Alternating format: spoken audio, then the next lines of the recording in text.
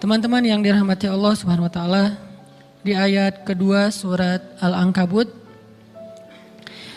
Allah menyampaikan sebuah sindiran. Allah nyindir dengan bahasa, emangnya manusia pikir Allah akan biarin aja mereka mengatakan kami telah beriman, sementara mereka tidak diuji. Ini Allah lagi menyindir orang-orang yang selama ini berputus asa setelah beriman, berputus asa setelah berhijrah, berputus asa dan mengeluh setelah bertaubat. Allah lagi nyindir mereka nih. Seolah-olah Allah bilang, kenapa setelah kalian beriman malah kalian masih berkeluh kesah? Kenapa kalian setelah bertaubat malah menjadi ragu kepada Allah? Kenapa kalian setelah berhijrah malah jadi labil? Bukankah harusnya setelah kalian menyatakan kami taubat, kami hijrah, kami beriman, harusnya iman kalian makin mantap?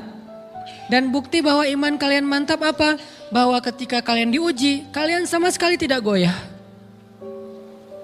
Jadi Allah Subhanahu wa taala seolah-olah mengatakan bahwa ujian adalah tabiat iman.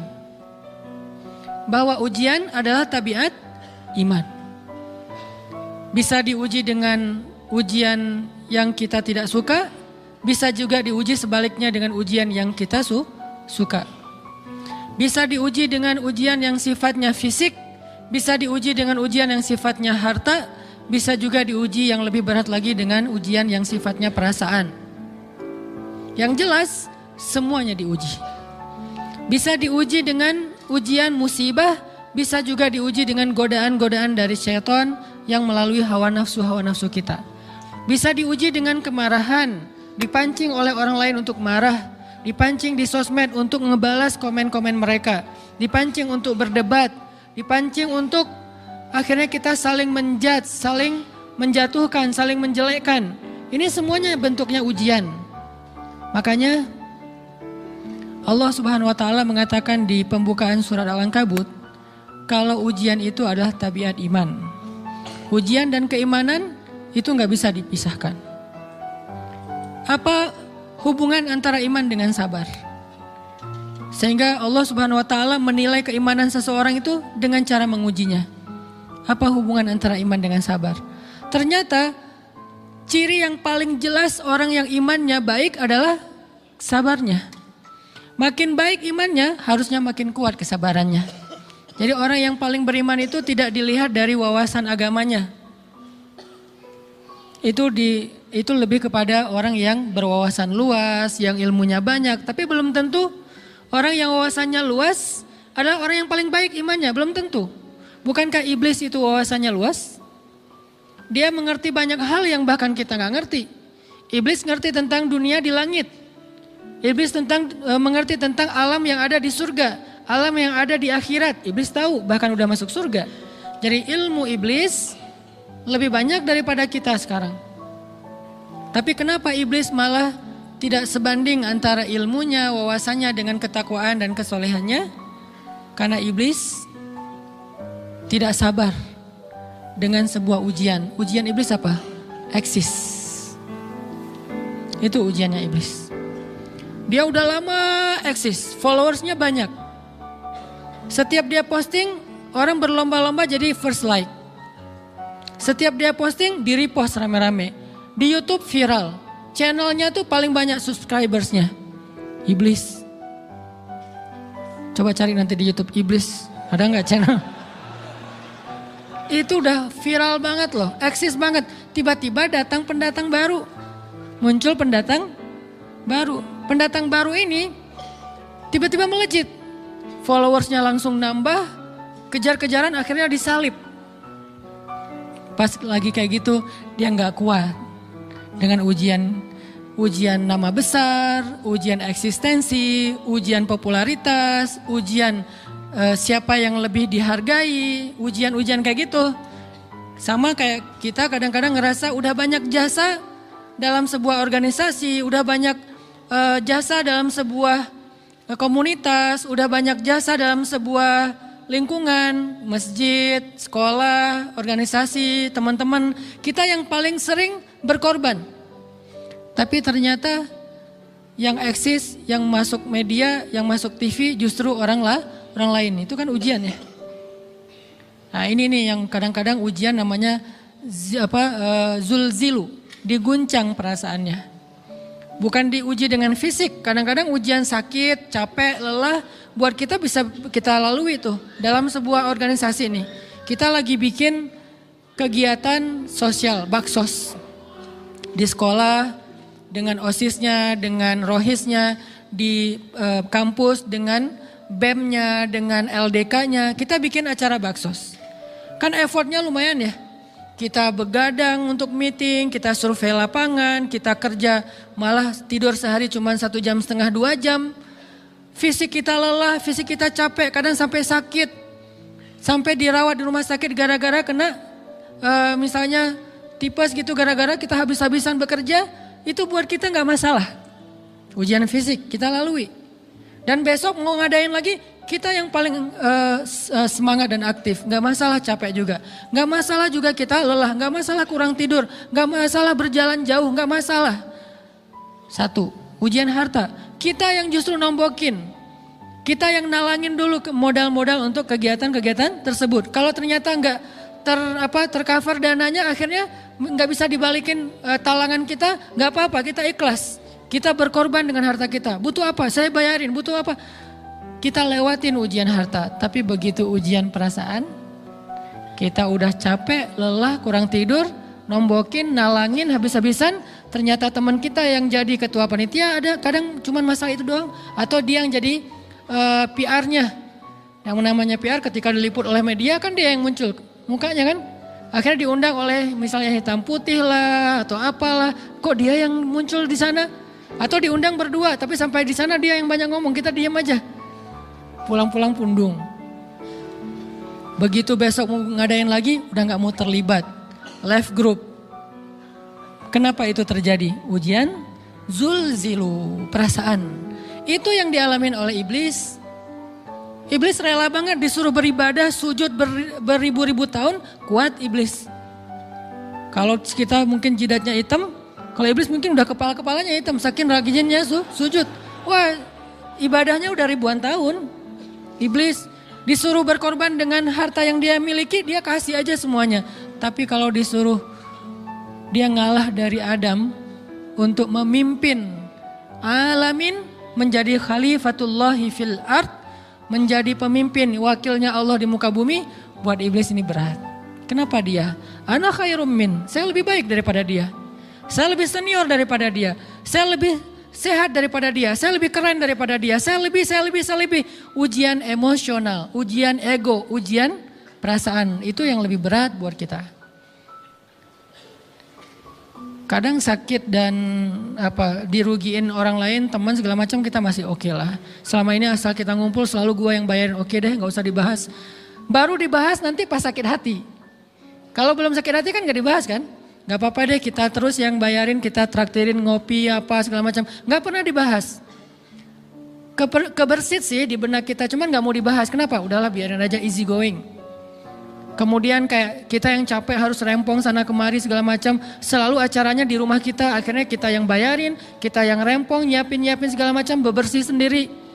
Tapi begitu ada yang nyakitin perasaan kita sedikit aja, semua itu balik lagi. Dari dulu ya. Nah, keluar kan? Kenapa? Dipancing oleh ujian perasaan. Jadi ternyata yang paling berat itu adalah zulzilu, diguncang perasaannya.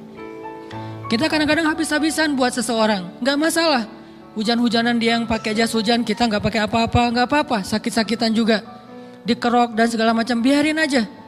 Kalau perlu misalnya kalau bannya lagi kempes, dia naik Grab, kita dorong-dorong motor terus cari tempat segala macam sampai tengah malam. Gak apa-apa deh buat dia. Apa sih yang gak buat kamu? Begitu dia selingkuh, keluar semuanya. Mulai list report keuangan. Wah dulu sekian, sampai uang receh-receh juga dihitung kan ya. Kenapa bisa kayak gitu? Perasaan kan? Nah ini nih yang kita coba belajar. Mungkin malam ini kita lebih banyak membahas tentang sabar terhadap ujian perasaan. Karena banyak macam-macam ujian. Nah, gimana kita memanage perasaan kita? Gimana cara kita merecovery perasaan kita dengan bab sabar? Insya Allah nanti akan kita lanjutkan setelah selesai sholat isya. Barakallah. Bismillahirrahmanirrahim. Teman-teman yang dirahmati Allah Subhanahu wa taala, kita lanjutkan tentang masalah sabar. Terutama sabar zulzilu, ketika kita diuji dengan ujian ego, marah, perasaan, sakit hati, yang kayak gitu-gitu. Ini ujian jauh lebih berat daripada ujian fisik dan ujian harta. Termasuk rasa cinta, rasa benci, kadang itu menjadi ujian.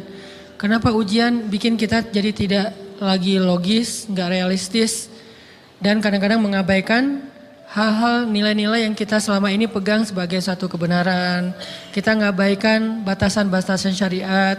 Ini semuanya ujian dari Allah Subhanahu wa taala. Sehingga tidak disebut orang yang beriman kecuali ketika Allah Subhanahu wa taala melihat dia sabar dalam ujian. Kalau dia nggak sabar dalam ujian, malah di dalam pembukaan surat Al-Ankabut tadi Allah menggolongkan mereka termasuk orang-orang yang munafik. Apa arti yang orang munafik? Orang yang mengaku beriman tapi sebetulnya dia tidak beriman. Apa salah satu buktinya? Dia tidak sabar. Jadi kalau kita mau menilai diri kita mukmin atau munafik, dan ini bukan materi untuk menjudge orang lain. Oh ternyata dia itu munafik. Bukan. Lagi-lagi konsep kita belajar itu angle-nya untuk diri kita sendiri. Saya sangat tidak merekomendasikan kita belajar untuk mendapatkan kaca pembesar. Mencari-cari kesalahan saudara kita. Tapi kita belajar untuk semakin bisa bercermin. Untuk menemukan aib dan kekurangan diri kita.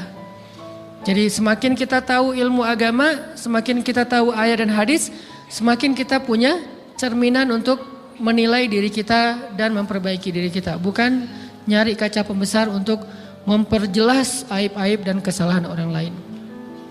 Kalau kita pengen menilai diri kita ini orang yang mukmin atau munafik, caranya lihat aja kita sabar nggak nih, terutama dalam masalah emosional.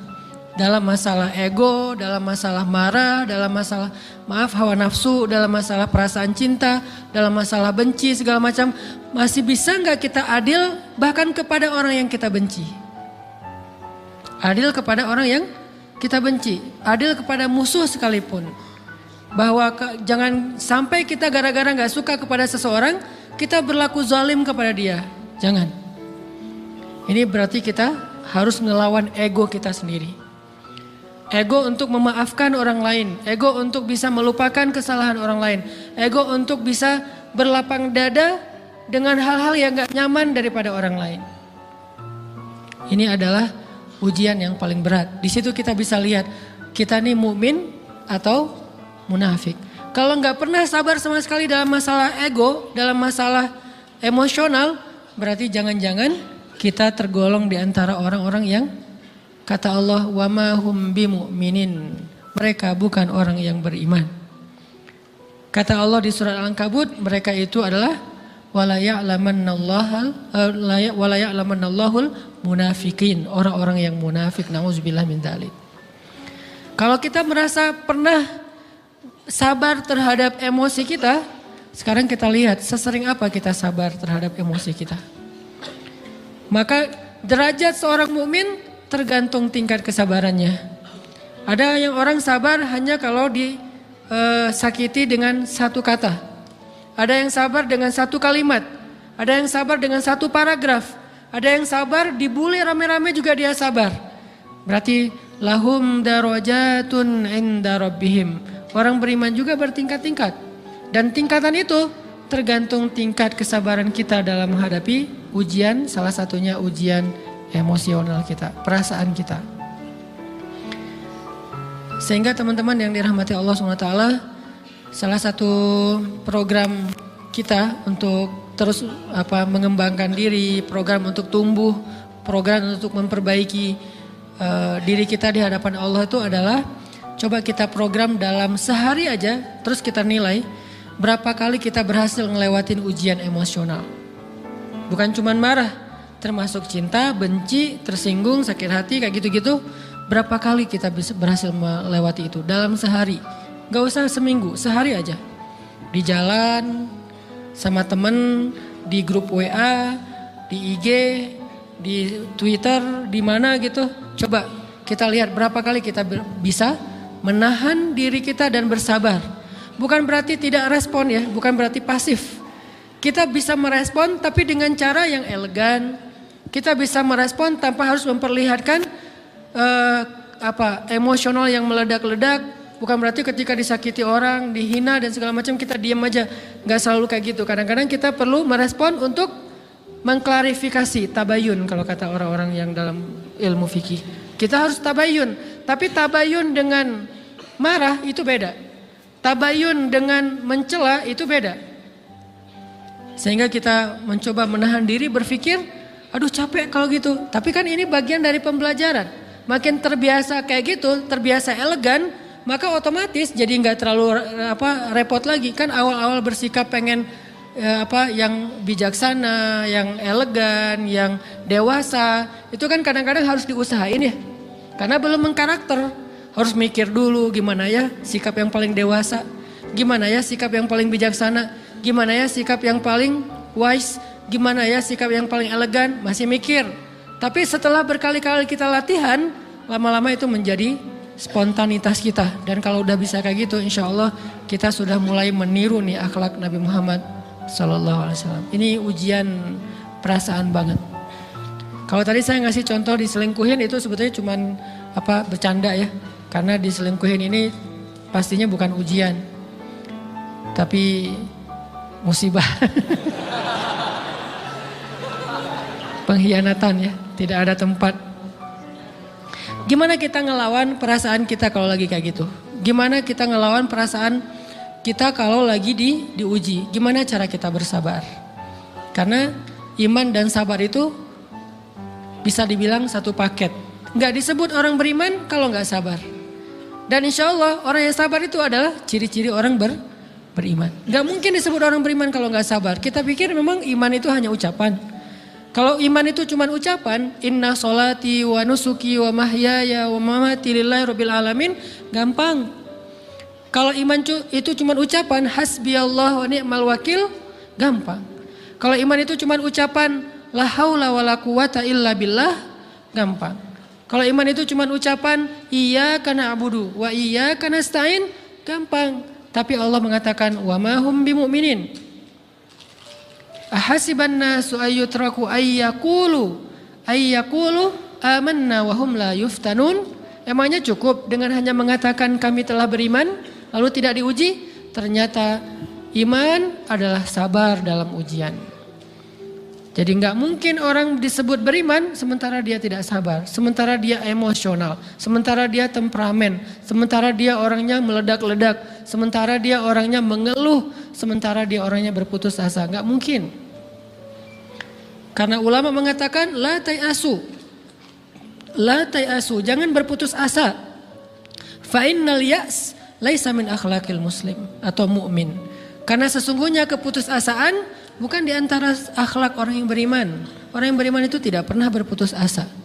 Serumit apapun masalah kita, kalau kita punya yakin sama Allah bahwa Allah ala kulli syai'in qadir, maka kita pasti akan punya harapan. Kalau kita yakin bahwa Allahu Akbar, sebesar apapun masalah kita, Allah lebih besar daripada masalah kita kan? Bukankah kita mendengar Allahu Akbar, Allahu Akbar. Ada gitu yang lebih besar daripada Allah? Harusnya kita tidak pernah berdoa kepada Allah sambil mengatakan, ya Allah saya punya masalah besar. Itu sama aja dengan kita ngeledekin Allah. Sama aja kayak kita datang ke teman kita bilang gini, saya mau pinjam duit. Enggak akan banyak kok, saya tahu kamu kalau kebanyakan kamu enggak akan sanggup. Kan enggak mungkin kita ngomong gitu kan ya. Saya lagi banyak hutang nih. Saya mau minta tolong sama kamu. Insya Allah saya enggak akan minta seutuhnya. Saya tahu kamu juga kurang duitnya. Saya minta dikit-dikit aja lah. Kan enggak gitu kan cara kita minta tolong. Sama aja kita doa, ya Allah saya punya masalah besar. Ngomong ke Allah punya masalah besar. Kalau kita ngomong ke manusia kayak gitu wajar, tapi ke Allah, ya Allah saya punya masalah kecil nih. Apa? Ada hutang sedikit, berapa? 100 M. Allah kan ghaniyun, maha kaya, jadi jangan pernah mengatakan 100 M itu besar di hadapan Allah. Kita ngeremehin Allah banget. Bukankah Allah maha kaya? Jangan pernah mengatakan bahwa musibah kita, ditinggalkan orang yang kita cintai, dibully seluruh dunia, itu besar di hadapan Allah. Bukankah Allah cukup buat kamu, kata kamu? Inna sholati wa nusuki wa mahyaya hasbi Allah ni'mal wakil. Jadi Allahu Akbar. Sehingga kalau kita berdoa, ya Allah saya punya sedikit masalah. Bukankah Umar pernah mengatakan, ya nafsi, idza daqat alaikid dunya, fala taquli ya Rabbi indi hammun kabir, faquli ya hammun indi rabbun kabir. Wahai jiwaku, kalau kamu merasakan kesempitan, kegalauan, bingung, sakit, jangan pernah kamu mengatakan ya Rabbi saya punya masalah besar. Tapi katakanlah wahai masalah saya punya Rabb yang maha besar. Iman dan harapan, berharap itu nggak bisa dipisahkan. Iman dan sabar itu nggak bisa dipisahkan. Iman dan berserah diri atau menyerahkan urusannya, tawakul atau kita nyebutnya tawakal, nggak bisa dipisahkan. Bagaimana kita mau menyebut diri kita mukmin sementara kita nggak sabar ketika diuji dengan perasaan? Alhamdulillah kalau kita selama ini masih bersabar dengan ujian fisik. Ujian fisik yang setiap hari kita alamin apa? Lelah, capek, pulang kerja, pulang sekolah, pulang dari kampus, ngaji. Capek kan? Belum lagi macet-macetan, belum mandi pula. Dari tadi pagi, dari semalam kurang tidur. Dan segala macam, lelah, capek, ngantuk. Kadang-kadang sampai drop kesehatan kita. Kita bisa lalui itu, gak apa-apa capek-capek juga, yang penting saya pengen belajar. Jalan nih jauh-jauh, ada yang dari Sumedang, ada yang dari Lembang, ada yang dari Banjaran, dari mana-mana datang pengen ngaji. Jarak jauh gak apa-apa, macet gak apa-apa, lelah gak apa-apa, habis duit gak masalah. Tapi sampai di sini kesenggol dikit aja sama teman kita, dalam ucapan mungkin, dalam ekspresi kadang-kadang kita senyumin gak dibalas senyum, atau mungkin hal-hal sepele. Itu bikin seolah-olah amal kita yang udah habis-habisan tadi jadi berkurang sampai habis pahalanya. Ujian perasaan. Kadang-kadang datang ke sini nggak ada rasa tidak nyaman sedikit mungkin dengan teman kita atau dengan orang yang di sebelah kita. Akhirnya kita merasa tersinggung. Akhirnya kayak jadi berlebih-lebihan. Di tangga, di pintu, pas keluar, di tempat wudhu, di mana. Hal sepele sebetulnya, tapi mengganggunya bukan fisik kita. Yang terganggu bukan harta kita, tapi yang terganggu perasaan kita nih, rasa nyaman kita yang terganggu. Seolah-olah hilang semuanya.